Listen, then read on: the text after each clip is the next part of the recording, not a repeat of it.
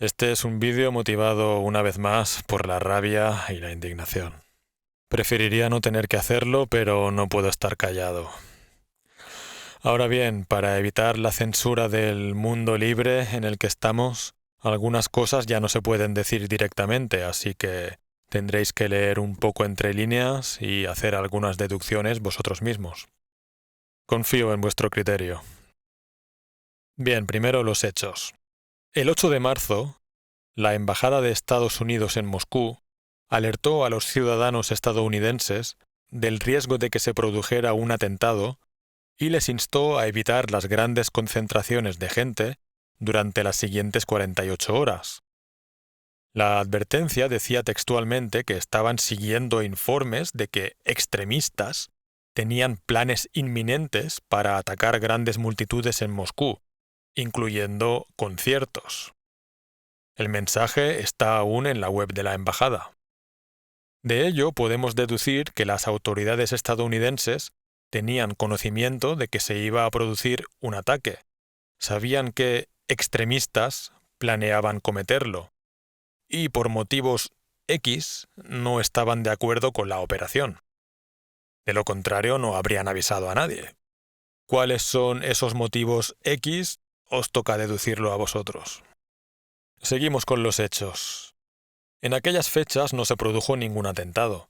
Sin embargo, 2 días después, el 10 de marzo, se inició un ataque sin precedentes de las fuerzas ucranianas contra los territorios fronterizos de las regiones de Belgorod y Kursk.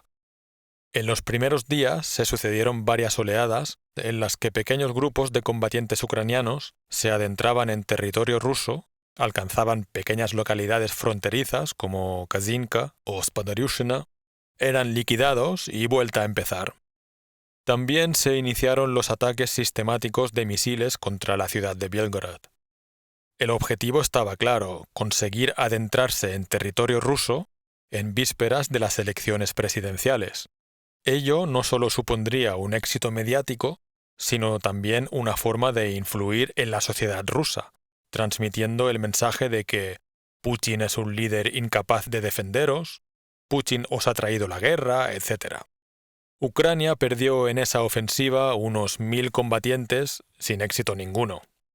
Finalmente, tras el resultado de las elecciones y tras la fallida ofensiva ucraniana, el temido atentado del que advertía la embajada estadounidense acabó por producirse.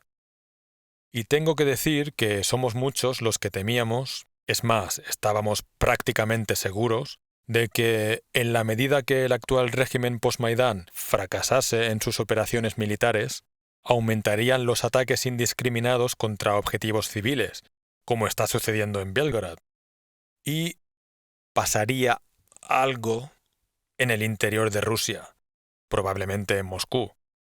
Algo terrible, por ejemplo, un coche bomba o una explosión en un centro comercial. Sin embargo, lo que acabó por suceder superó cualquier cosa que por lo menos yo personalmente hubiera podido concebir. Lo que sucedió ya lo sabéis, y para mí es imposible hablar de los detalles sin ponerme enfermo, así que sigamos analizando los hechos. Justo después del atentado, cuando aún ni siquiera habían capturado a los terroristas, el gobierno estadounidense, en una reacción que puede calificarse de nerviosa y sintomática, afirmó que Ucrania no tenía nada que ver con lo sucedido. Esto está entre las primerísimas palabras que dijeron tras conocerse la noticia. Ucrania no ha sido. Inmediatamente, y repito, cuando aún no había confirmación posible sobre la autoría, los medios occidentales empezaron a promover la narrativa de que había sido el Estado Islámico. Y si miráis las noticias occidentales al respecto, así se ha quedado, como hecho verificado e indiscutible que ya se da por supuesto. Estado Islámico, ISIS, el atentado del Daesh. Hombre, pues la verdad es que esto del ISIS es una organización terrorista islámica de lo más curioso, como sin duda ya sabréis muchos de vosotros. Si analizáis su trayectoria, a quién atacan, a quién no. Uy, esto que sale aquí, quiero aclarar que esto es la opinión personal de este señor, al que no conozco de nada. Yo no estoy afirmando nada al respecto, la imagen es solo a modo de ilustración de lo que dice este hombre. Bien, pues la narrativa oficial en la prensa occidental es que justo en este momento hay una organización terrorista islámica que ha considerado conveniente realizar un atentado de lo más salvaje y atroz contra Israel. No, respuesta incorrecta. Contra Estados Unidos, no, respuesta incorrecta. Contra Rusia. ¿Por qué?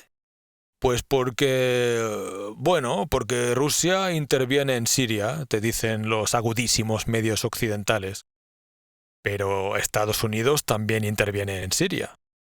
Ah, pues entonces... Pues nada, es que son terroristas islámicos y los terroristas islámicos hacen cosas malas, punto.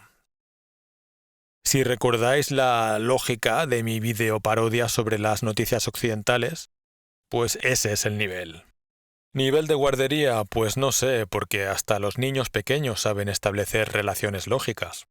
En fin, los terroristas islámicos actúan por convicción, toman rehenes, se enfrentan a tiros con la policía y acaban inmolándose haciendo saltar por los aires todo lo que les rodea.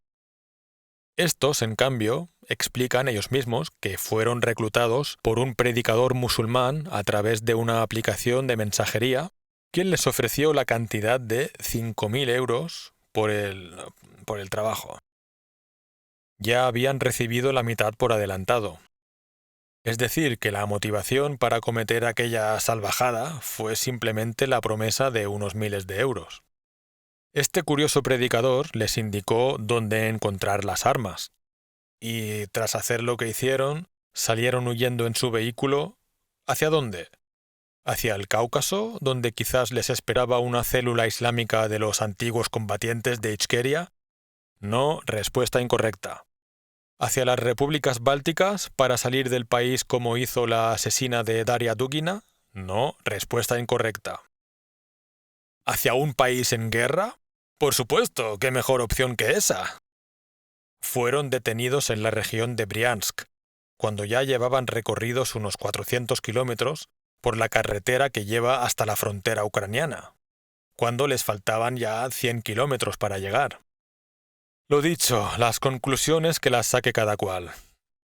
Voy ahora a otra cuestión, aunque está relacionada. Varios gobiernos occidentales han expresado sus condolencias por la atrocidad inconcebible cometida en la sala de conciertos de Krasnogorsk. Algunos con evidente desgana, pero otros con las palabras habituales. Condenamos enérgicamente y todo eso. Hombre, pues muchas gracias, gobiernos occidentales. ¿Me queréis explicar, por favor, qué os ha impulsado ahora a condenar el asesinato a sangre fría de más de un centenar de personas si hace 10 años guardasteis un repugnante silencio cuando asesinaron a sangre fría a medio centenar de personas en Odessa? La respuesta ya la sé, no hay más que mirar los vomitivos titulares de la prensa occidental, tanto antes como ahora. Mayo de 2014. Los manifestantes que protestaban de forma pacífica, desarmados, contra la revolución violenta conocida como Euromaidán, fueron acorralados en un edificio, el famoso edificio de los sindicatos, y quemados vivos. ¡Quemados vivos! En aquel entonces uno no podía dar crédito a lo que estaba viendo. Aquellas imágenes de pesadilla que parecían sacadas de las peores atrocidades de la Segunda Guerra Mundial y anunciaban el retorno de lo más oscuro de la historia europea, como seguimos viendo ahora. Los gritos de dolor y auxilio que eran respondidos con burlas y vítores, la gente que intentaba escapar del fuego saltando por la ventana y era recibida por una turba que les golpeaba con palos y bates. ¿Hubo alguna condena por parte de los humanistas y civilizados gobiernos occidentales? Por supuesto que no. Si ellos habían alimentado a la bestia del Euromaidán, ¿cómo iban ahora a condenar a su propia criatura? ¿Y qué dijeron los medios occidentales al respecto? Pues dos opciones, nada en absoluto o publicaron titulares como los siguientes. Brillante, ¿verdad? Alucinante. No sé cómo describirlo.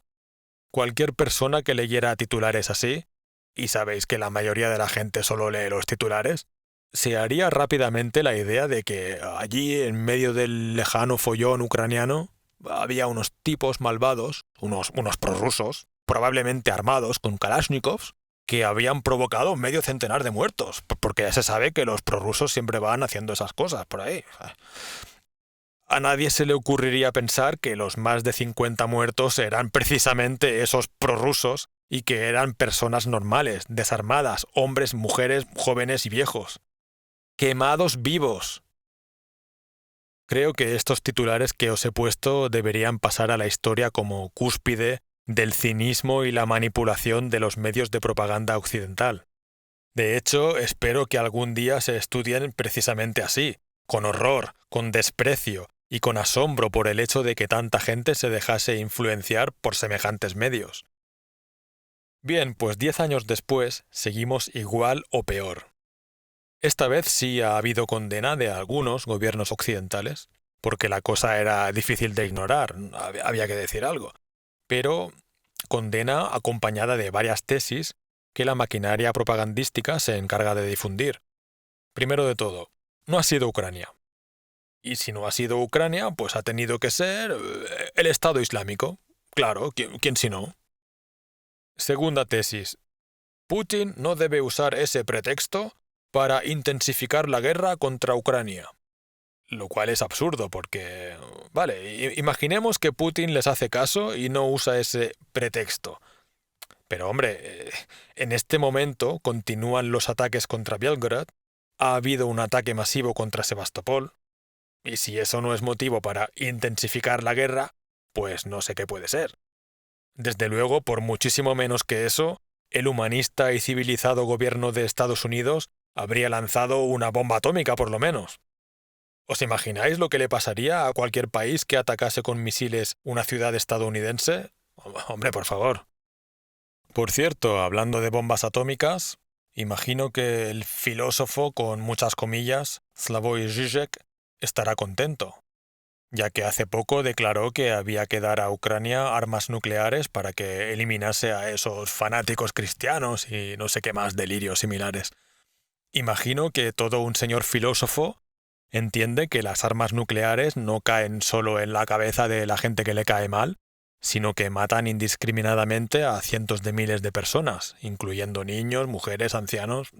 Es decir, algo como lo sucedido en el Crocus, pero a mayor escala. Digo entonces que Žižek estará contento, ¿no? Algo es algo. ¿O no, señor Žižek? Explíquenos la diferencia, si es tan amable. Y al hilo de esto, ya para acabar, quiero hacer una última reflexión sobre la deshumanización.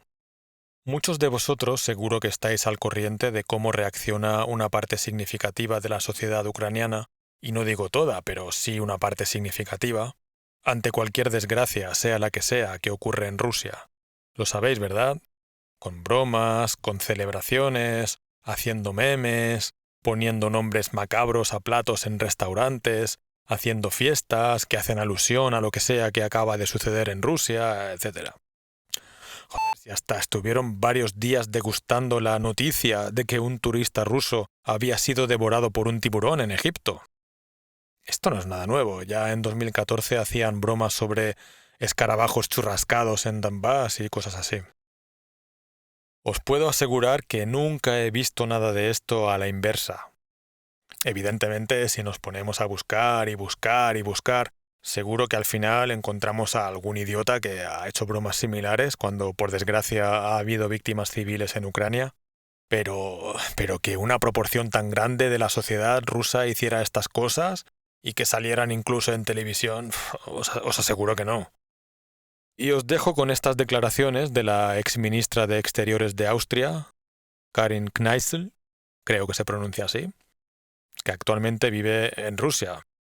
Una más de la ya larga lista de exiliados del libre y civilizado mundo occidental.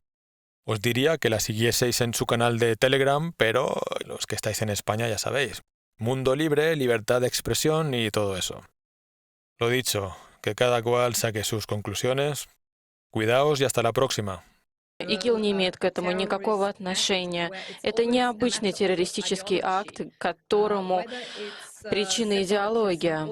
Мне кажется, это такое контрактное, заказное массовое убийство. Как будто мафия нанимает человека, чтобы избавиться от какого-то конкретного лица. Вот и здесь такое впечатление, что это организованное преступление, которое имеет политические основания за спиной. Это действие против конкретного государства. То есть это нанятые убийцы. То есть эти люди не кажется, будто бы борются за какую-то идеологическую идею. Вовсе нет. Такое ощущение, что они хотели просто заработать денег. Мне кажется, это такое контрактное, заказное, варварское массовое убийство. Вот я вижу это так.